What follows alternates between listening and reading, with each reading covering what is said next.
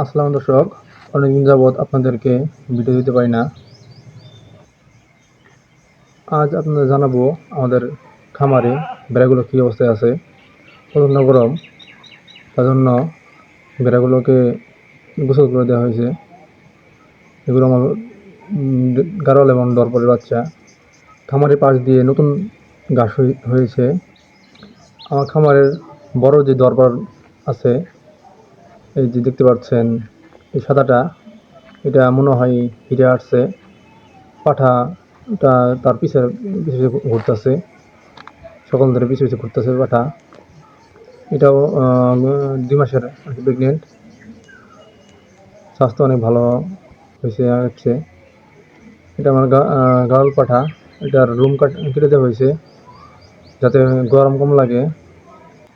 পাঠার বাকি লোমগুলো কাটার সময় পাইনি। বাম পাশে বেড়াগুলো বাম পাশে দেখতে পাচ্ছেন যে সাগি, এটা ব্যাক বেঙ্গল ক্রস। এটার বাচ্চা হয়েছে খাসি 2টা। প্রথমবার 2টা খাসি হয়েছে, এবার একটা খাসি একটা পাঠি হয়েছে। পাঠাটা দরপরে পিস ছাড়ছেই না।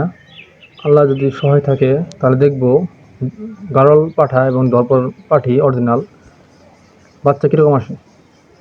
গাড়লগুলোর খাওয়া শেষ, তারা এখন ঘরের দিকে রওনা হচ্ছে। দেখতে পাচ্ছেন গাড়লগুলো তাদের বাসায় চলে যাবে এখন দাদার মতন। এই যে সবাই চলে গেল, পাঠা এবং দরপরও চলে গেল পিছে পিছে। সবাই লাইন ধরে সেনাবাহিনীর মতন একে একে ঘরে চলে যাবে।